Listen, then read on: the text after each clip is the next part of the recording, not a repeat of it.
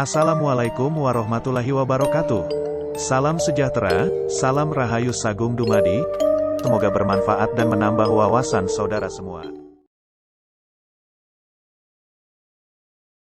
Sebetulnya orang yang bisa mengetahui daripada aksara Jawa itu bisa mengetahui daripada jati dirinya sendiri. Mau diterangkan ini? Sebetulnya kalau menerangkan itu harus malam Jumat. Dan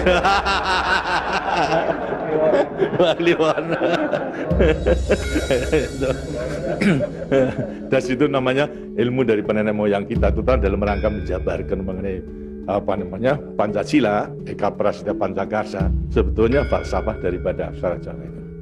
Kan daripada aksara Jawa ada 20 tuh. Ono Coroko, Toto Sawolo, Podo Joyonya, Mogo Godomo, 20 itu betul-betul merupakan gambaran daripada nenek moyang kita untuk menjelaskan kepada kita mengenai sangkan paran kita, sangkan paran ini mati.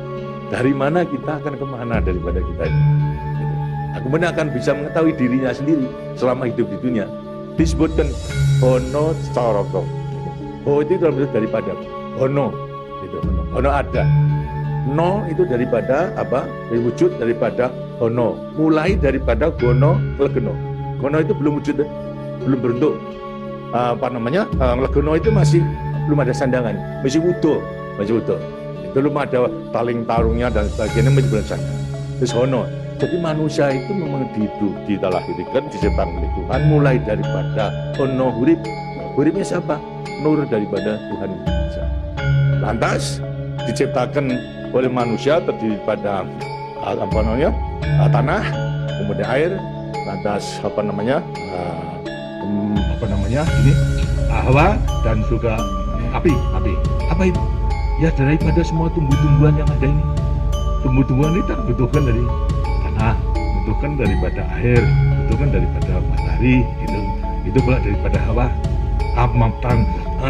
Daripada tanam-tanam dimakan daripada manusia, ada laki maupun perempuan, akhirnya menjadi cacat dari mani kemudian berkumpul suami istri, akhirlah wujudlah daripada embrio tadi. Embrio itu masih legeno, masih gono, itu mulai nonya itu, terus mulai daripada hurip, kemudian hubungan suami istri mulai timbul daripada gono masing gono. Kemudian lantas setelah itu tumbuh daripada embrio tersebut menjadi jabang bayi yang kemudian dilengkapi dengan soroko. Apa itu? Cipta rasa karsa. Soroko. Daya cipta, daya rasa dan karsa. Semua ada. Setelah itu kemudian lantas apa? Toto Sawolo. Itu apa? Manusia itu setelah diberikan panca indera, diberikan sandangan panca indera cipta rasa karsa, juga diberikan sifat Tuhan, sifat zat kang datan sawolo, datan salah. Sifat dari yang tidak salah itu hanya Tuhan, ya. Kalau manusia ini salah, tapi kalau Tuhan itu tidak salah. Oleh karena semua manusia diberikan sama sifat daripada Tuhan yang tidak salah. Doto sawolo, datan sawolo, tidak pernah salah sifat daripada Tuhan. Tapi sebagai manusia juga tidak diberikan itu, diberikan sifat yang bertentangan dengan sifat baik, sifatnya Tuhan yang jelek. Kalau kita misalnya sabar, kan juga punya hati berangasan, ya. Nah, kemudian lantas kita jujur, yang betul-betul juga penipu, ya. Semuanya diberikan sifat itu, sifat yang bertentangan dengan zat kang datan sawolo. Tahu sama kekuatannya, dua sifat juga bertentangan yang sama kekuatannya. Ada pada kita itu kalau kita mengenali. Tinggal sekarang manusianya sendiri. Manusianya sendiri setelah mengetahui diberikan dua sifat yang bertentangan, yang sama kekuatannya, akan diapakan ini? Lantas sekarang Toto Sawolo, Podo Joyo, Mogo Godong. Mo itu sukmo, go itu satu, itu mogo badan. Jadi selama sukmo masih satu dengan badan, sukmo masih manunggal badan, manusia itu hidup. Selama itu masih ada, diuji dalam rangka dua sifat yang bertentangan. yang podo jaya tadi itu. Lantas, tapi kalau kemudian lantas sukma sudah pisah dengan badan, itu lantas apa? Badannya tinggal jadi obat. Tinggal pertanyaannya, sukmanya mau kemana? Sukmanya mana? Ya terserah kepada saudara-saudara semua. Mana-mana itu. Jadi semuanya tergantung pada dirinya. Semua diberi perlengkapan yang sama. Tuhan Maha Hadir, tapi tinggal kepada dirinya masing-masing dalam mengendalikan. Kalau mau yang diujar itu adalah memang yang bertentangan yang jelek bukan sifat Tuhan, ya tempatnya juga sudah ada di neraka, tidak bahagia di dunia dan di akhirat nanti. Tapi kalau yang dikendalikan atau yang dilayani itu adalah sifat daripada Tuhan, ya dengan sini akan dekat kepada Tuhan. Karena Tuhan itu kan tidak mewujud, tidak bentuk, tapi sifatnya ada. Jadi kalau kita mau kembali dekat kepada Tuhan, ya membawa sifat yang baik itu, sifat Tuhan kepada Tuhan. Itu sebenarnya gampangnya daripada rahasia hidup itu sebetulnya hanya itu saja.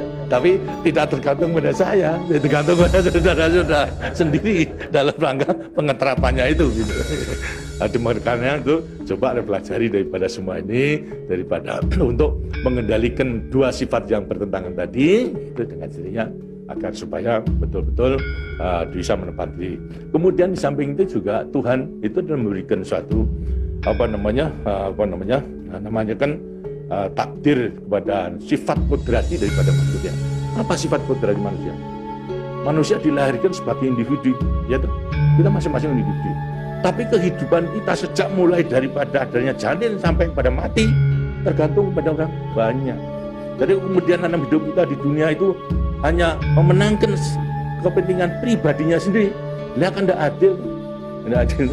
Seharusnya memang menyadari bahwa sebagian besar daripada hidupnya tergantung kepada orang lain. Nah itu wajiblah sekarang melalui panggilan untuk dia bersama-sama dengan orang lain. Sebab hidup di dunia itu adalah bisa serasi. Jadi karena itu lantas sekarang namanya sifat kodrati daripada sifat yang monodualistis. Satu tapi kembar dan tapi satu adalah sifat individu sama sebagai makhluk sosial. Nah, itu kuncinya daripada penghayatan, pengamalan daripada Pancasila. Gitu. Nah, demikianlah waktunya saya kira sudah.